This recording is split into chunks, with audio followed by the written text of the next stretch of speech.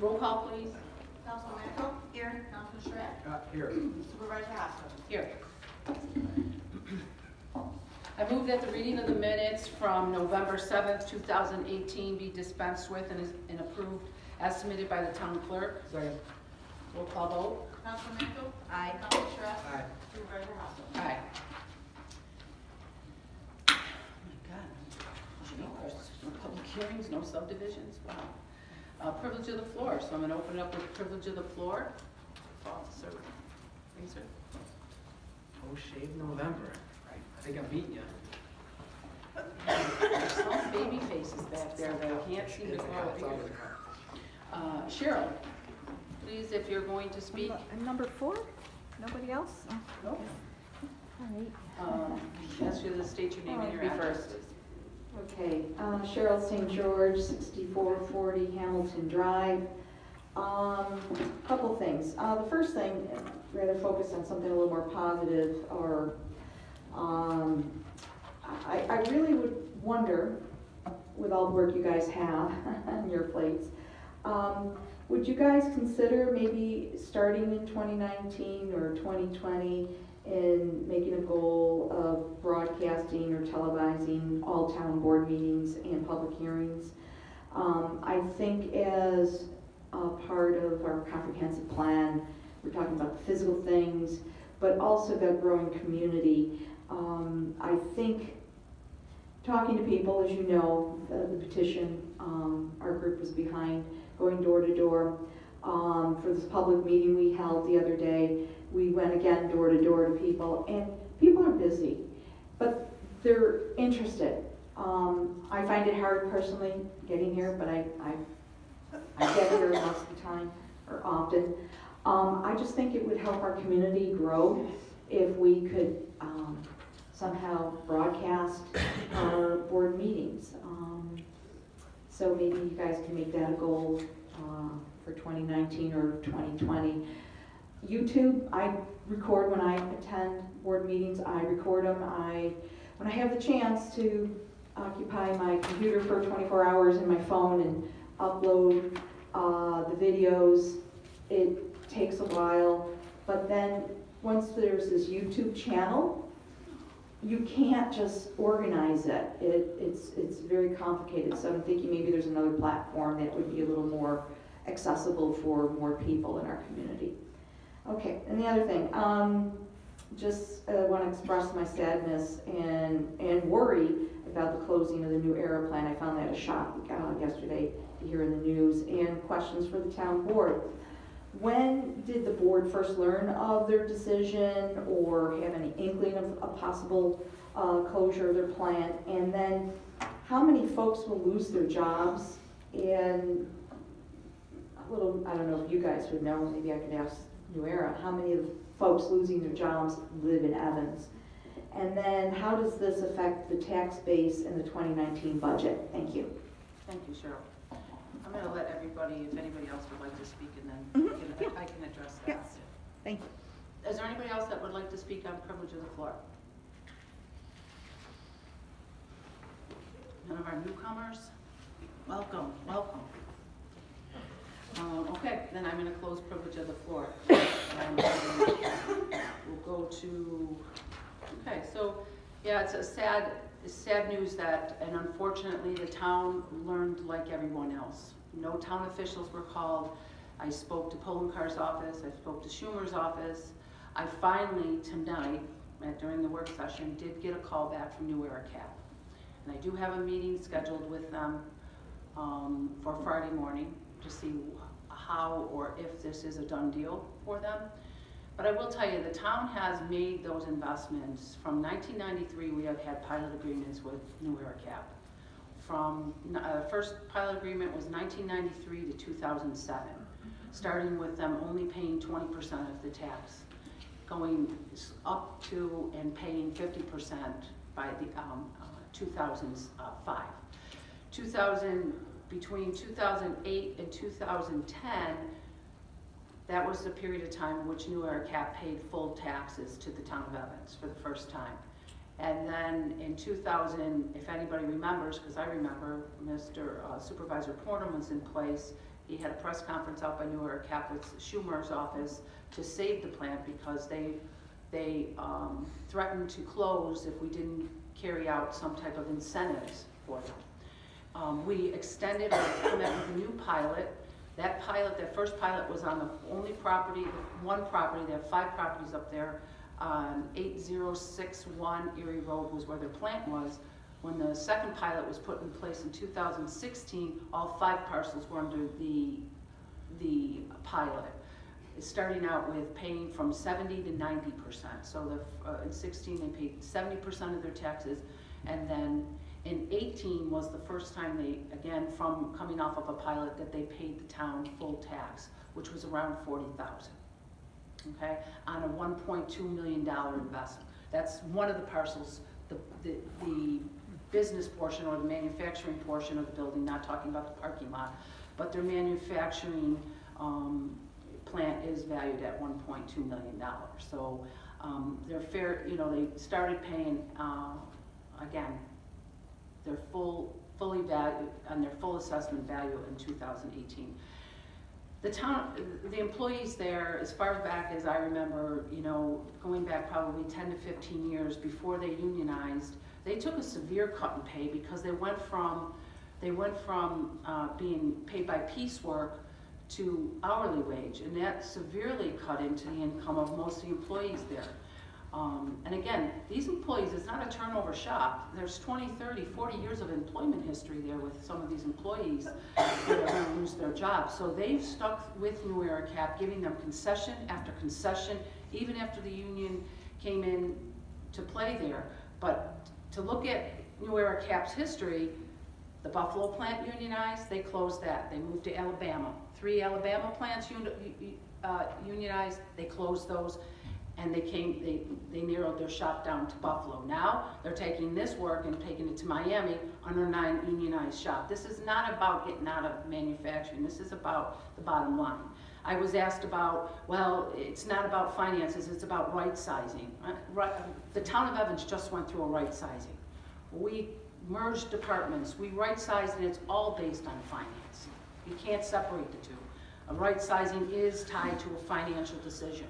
And so when you talk about that, it's very upsetting that first, the town, the EC, the Erie County Industrial Development Corporation or agency who's worked with them since 1993, the town who's worked with them since 1993, and the employees who have been there long term. They bothered to talk to no one prior to their announcement, which is disturbing in it when Mr. Cook owns a piece of property in the town of Evans. So he's a resident here and a taxpayer. So you ask about what it would do to the tax base. Well, we're talking about $40,000 worth of tax income, but the building is still there. So they're still paying on the assessed value of the building. So they still have to pay taxes to the town of Evans. The economic impact, I believe it's going to come through the employees.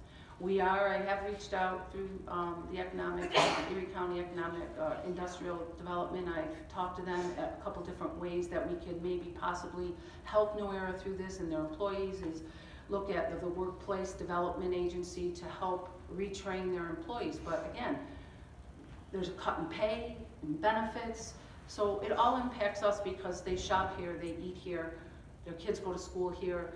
If they have to relocate to a different job, that's sad, and we're gonna lose, people, students in our schools, we're gonna lose the revenue that's coming in through, the businesses that they patronize here. So, I also talked with the CWA, their union representative, to talk and let them know that the town's here to help, whatever we can do to help with, making connections for them and helping their, employees find skill set that that can help them find other employment. But I will say the one good thing that I heard when I talked to both the Erie County Industrial Development Corp and the Workforce Redevelopment Agency was that Western New York needs employees. There's businesses out there that have already reached out to New Era Cap for their employees. They're interested in talking to their employees for reemployment. There's enough work out there. It's just at what pay and at what benefits. So I worry about that with some of our residents. They do have refugees that work there, but again, I take a step back and said they probably got incentives for doing that. So now they're displacing that workforce as well. So now that, they have to stay and make the commitment that we were hoping that they made, a long-term, commitment to our community, here we are, their incentives ran out, so they're leaving. So that's the disappointment that I see and that I feel. I'm glad they finally called me back today. I know the county executive is still waiting for a call. I know as of today they didn't. Governor Cuomo had reached out, had not heard back from them as well. I believe Poloncarz is, Mark Poloncarz says our county executive will not talk to anybody but Chris Cook, so he doesn't want to talk to a lobbyist or, he wants to go right to the source. So if he wants to play a little bit of, you're going to give me some incentives, I'll stay. I'm not sure, where we'll fall on that. I mean, that's really driven by Erie County and actually not the town of Evans. That has to be through the Erie County Industrial Development Agency, and if they so choose to give them incentives, we have to fall into line. So that's just the way it works. Certainly want to work with New Era Cap to keep the companies, but I think town of Evans has showed their commitment to New Era Cap with the incentives since 1993. So, I think our commitment is there. The other good news that, I think that, and it's we have some bad news and then we have some good news as well to share. Also got a call from Governor Cuomo's office, not to just talk about New Era Cap, but to make the announcement that Town of Evans did win, we were awarded our grant application for our water tower. Our water tower is something now we're forced to do. The moratorium was put in place by the Department of Health back in 1998 for the water tower. There was a moratorium put in place on building and expansion projects.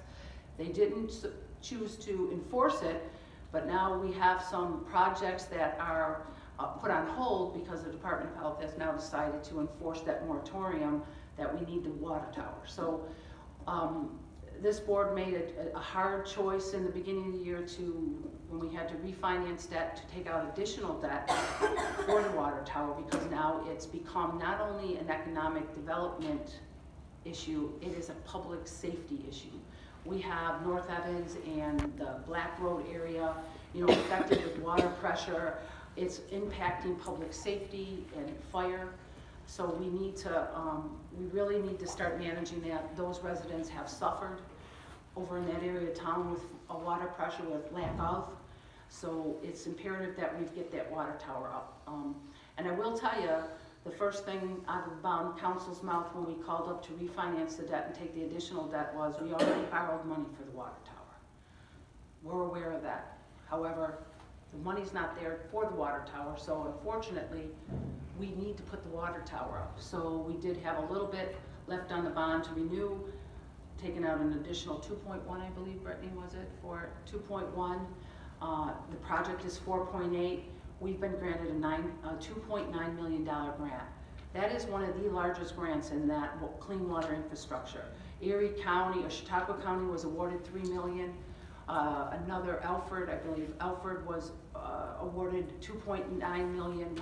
We're $2.89 million, and for a small community on a project that size to get awarded almost half of the project was a real good shot in the arm for the town of Evans.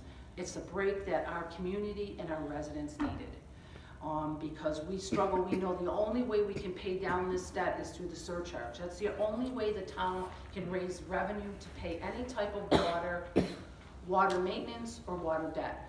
One of the questions that I was asked is, why isn't Erie County Water putting up the grant? It's only a lease managed agreement. They don't own our system. When somebody invests this type of money into water infrastructure, it's usually to go to direct service. However, there was no language in the lease managed agreement that was signed in 2013 that talks about direct service. So that's another thing but we have no leverage. Until we get this water tower up, nobody really wants to talk to us about renegotiating this lease managed agreement. So it's key that we get this water tower up on 3 fronts: economic development, public safety, and just to be taken seriously at a table with Erie County Water Authority.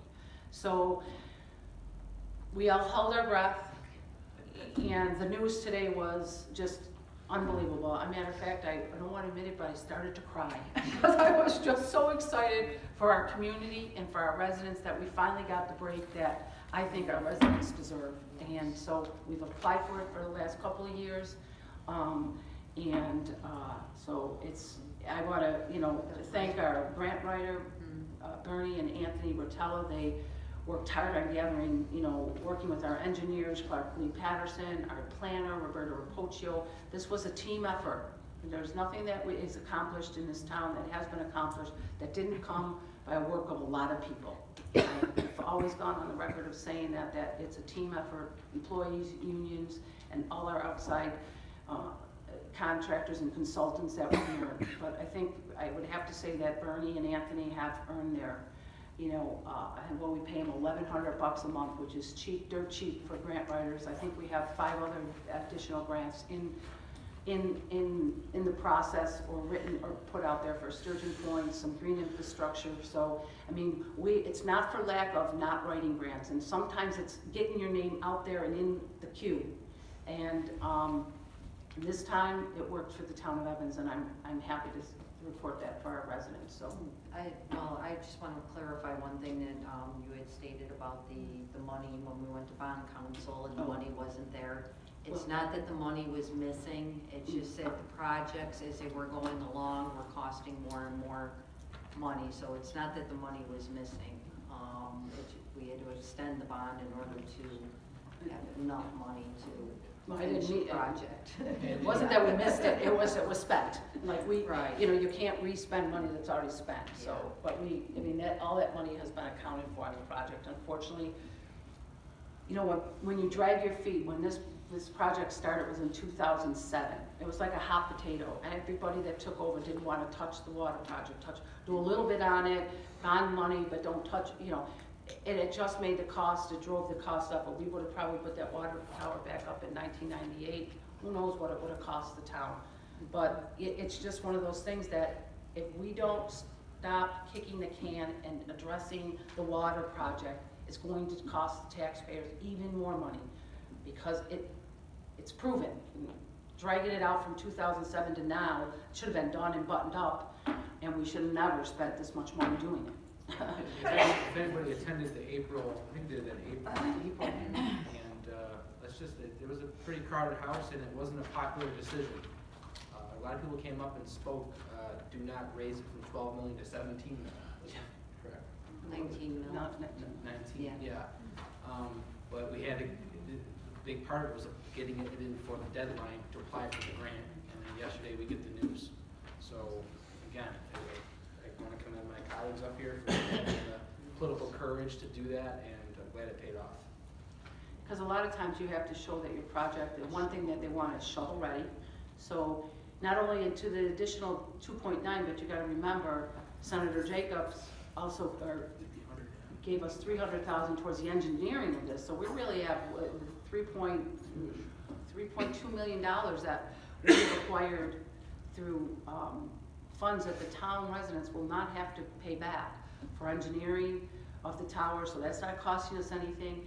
And then the project, hopefully, we're looking at different sites now. We're hopefully, in the process of trying to narrow down a site for it, but part of it is gonna be if we can get to Route 20, that would be the best part, because that's where the trunk line that we need to tie in for the water tower is. So we've evaluated sites, the board, and we'll start talking with our engineers as to where we wanna, because we wanna be ready to put this up in the spring. So, all good news on that front. Unfortunately, it had to come on the tail end of finding out about New Era, but hopefully talks, I'm not sure what their plans are, if this is a done deal. More to come on that as hopefully the officials from New Era Cap start to talk to people and try to see what they're looking for. One of the, you asked Cheryl about how many people are from Evans, because my phone was blown up yesterday asking me that same question. And I don't think we know. I talked to the CWA representative too, as well as Mary did. And, I didn't ask because that's something they're not going to tell me. So, but we do know Evans residents did work there. I know friends and family that worked there. So You got households, you got husbands and wives that work there, so it's really, It's devastating. you know, his wife, they have some refugees there, they do have the, you know, he said a lot of their, you know, their employees were from the town of Evans and have been there for a long time. So it was about 219 employees altogether. Just, can I ask one question from, I closed the perk to the floor. but just when, if the water tower project starts in the spring, how long does it take? Well, the water tower, you know, we'll have the bid ready. We're hoping to get the bids out beginning of winter, and it'll probably take most of the year. Yeah. Because there has to be some site work done too. The holdup right now is really trying to get the site so we can do some core sampling on the site and all that, but, you know, once the bid, so then we can design the tower based on the site. We have an idea what the tower might look like, and there's still an argument, a little argument between Health Department in Erie County, a water authority, about how big the tank is. So we're trying to get it down to as small as possible, only because the bigger the tank, the more expensive the project.